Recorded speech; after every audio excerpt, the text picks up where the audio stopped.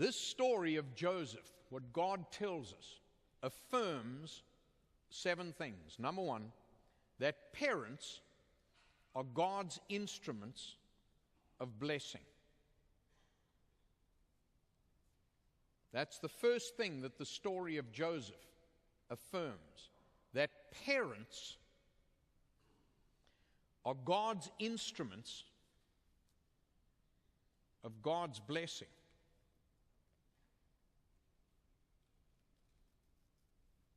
You'll notice that I began with Jacob. I didn't begin with Joseph.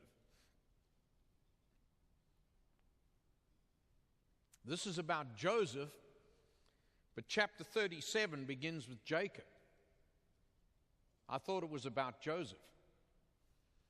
So how are you doing, Mom and Dad?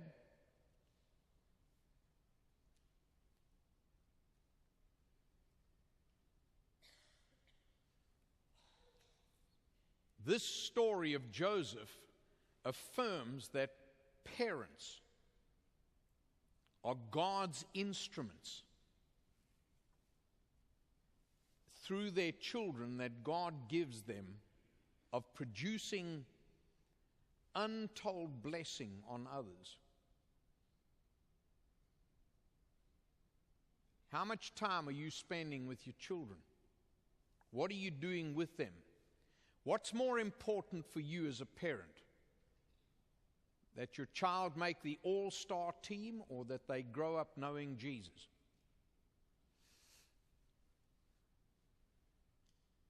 Do you know how many parents today would much rather that their children play a ball game than go to church? Now I'm messing with you. I'm messing with a lot of you. Some of you are spending your whole life bringing up your children, doing great things, but they have no eternal value.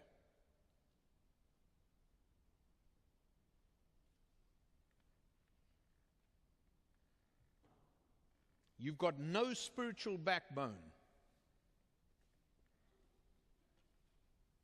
When those children are in your home,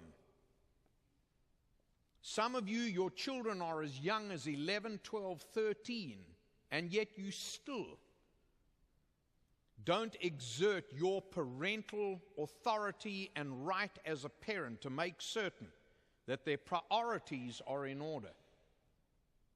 You are teaching them to celebrate the wrong things.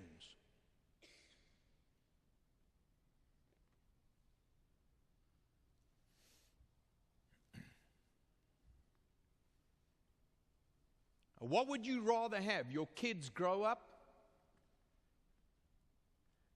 and be nowhere spiritually? What's going to give you the greatest joy in your life? There's something here about Jacob.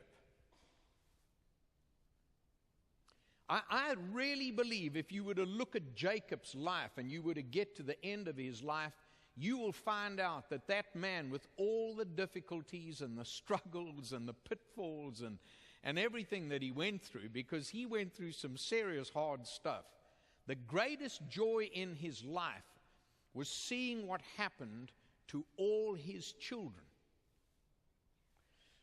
That's point number 1. The story of Joseph affirms that parents are God's instruments. These baby dedications, some of you you're just not interested in dedicating your baby to the Lord. It's too much trouble.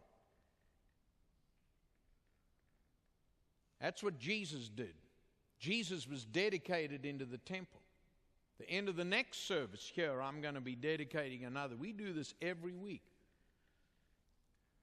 You know what a baby dedication is according to the Scriptures? It's number 1, mom and dad dedicating themselves to the Lord.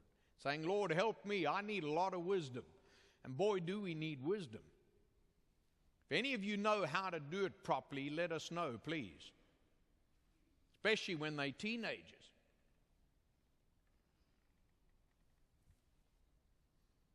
The second thing is taking that baby and saying, Lord, this baby is your gift to us. That's why I commend so many of you who are adopting babies. I'm telling you, I have such incredible respect and love for people who go out and adopt children. Wow, what an investment you're making. Number 2, here's the second one. Joseph's story affirms that some siblings need a lot of prayer, love, and time.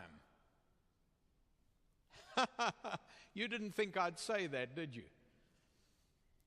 Remember now, we're looking at ourselves in Joseph's story. Joseph's story, what this does for me, it affirms that some siblings, some brothers and sisters, some children that we have need a lot of prayer, love, and time. I wish I had time to discuss these brothers of Joseph.